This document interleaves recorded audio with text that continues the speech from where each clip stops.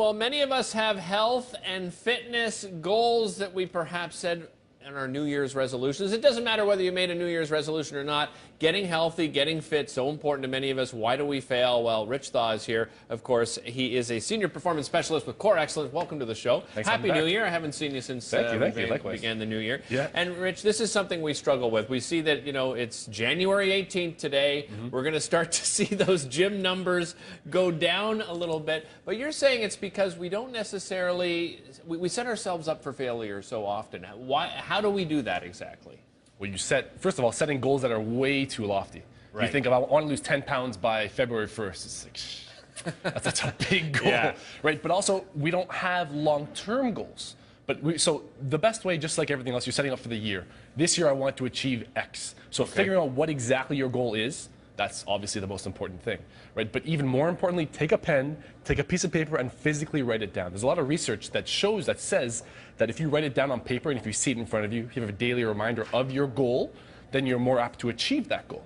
So it's okay to have what you call that outcome goal. So Absolutely. Maybe I do want to lose 10 pounds. Sure, that's a good Now, goal. setting a date may not be the best idea. So how should I go about trying to achieve that goal? What should I be writing down on that list? Okay, so taking that 10 pounds. So we actually have a lot of clients come in with that magic number 10 pounds. Right. Where 10 pounds is just, they see it as 10 pounds, I would look good in 10 pounds. How about a pant size? Right? Pant size is like 5-ish, 7, 10 pounds, whatever it is. Right. But you'll be happier in a different pant size than you would 10 pounds. It's just that look in your head. So we're looking, let's say 6 months ahead. Right? So let's look to June or July, whatever it is there. And then from 6 months ahead, I want to be one pant size smaller.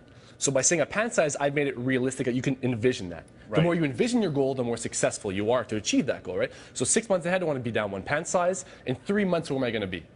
Be down 5-ish pounds, right? Yeah. And work backwards from there. In 1 month, to get to my 3-month goal, in 1 month, where am I going to be? And work backwards from that. To get to my 1 month goal of losing, let's say, 3 pounds, or having like a thumb to fit in between my pants. Right. Right. Today, what am I going to do? Right. And today, and tomorrow, and Friday. So what I've done with actually my clients this week is map out how many days a week do we need to train, 3 minimum, right, to achieve that outcome goal of 6 months coming down one pant size, or 3 months coming down one pant size, whatever it is. Right. So we've done 3 workouts this week, 3 workouts the next week, so essentially 12 workouts a month. Right. So then it comes down to, I don't really care if you work out Monday, Wednesday, Friday, Tuesday, Thursday, Friday. It doesn't matter. Right. Get 3 workouts a week. Okay. Right. Now, the other thing you say is for people to look at is the amount of reps that they do. And the reps coincide with what you're doing, I imagine, as well. So let's say it's somebody that's just beginning. They're going to the gym for the first time. What sort of reps should we be looking at? So it depends on, again, the outcome goal. Okay.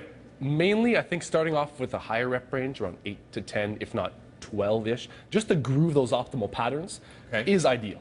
Right, just so you understand, you can feel, and having a strength and conditioning specialist to watch over you, to guide you through those proper movements, see what you need to feel what you need to feel, right, during those movements is the best course of action. Another option you can do. Well, and before you go on with that, Sure, and the importance of that, Rich, I imagine, is because if we're doing the exercises improperly, one thing, we could injure ourselves. Oh, absolutely. Very important. Yeah. And another thing, we might not even be working the muscle that we think we're working on. Exactly. Right? We just talked about that. Yeah. Exactly. Yeah. So it's exactly like I said. You want a professional being there with you to guide you through the movements, and then once you understand it, you can go off and practice on your own. Right. But I'd highly suggest at first, when trying to conquer new goals, unattainable goals, something you haven't been before, go with somebody who has helped others achieve those goals. So let's continue with that strategy. You talked sort of 8 to 12 reps when it comes to, let's say we're talking strength training. What about something like, let's talk about something like cardio. What should you be doing as far as cardio is concerned? Well, with regards to weightlifting, there's a different thought process for that. So you can lift very heavy weights, let's say 5 and below. Okay. For more of the strength goal range, but that you're exerting a lot of effort to get that 5 rep range. Conversely, you can work around the 10, 12, 15 rep range, but you're working with lighter weights. Right. The only difference, right, is you're working very hard here, but you're working less hard for a longer time. So it depends on your outcome goal, right? So if you want to get more of a cardio workout, probably combine something heavier, right, with something lighter afterwards. Okay. But then again, there's a lot of things you can do with the workout. So you can change the tempo of the workout. You can do 3 seconds down, something called eccentric training. Okay. Right? And either way, it's about taxing your muscles. Right. What's your 6-month goal? You want to lose 10 pounds? Let's start off with 10 rep range, and let's control descent on something. Show me you have that pattern. Right? Once you get that, we can decrease the rep range, increase the weight. right? To get to that more firm, tighter, lose 10-pound goal, right? So always keeping about that end goal in mind. Rich, always great advice. Thank you so much for coming. Thanks for having me. Pleasure having you. Pleasure being here.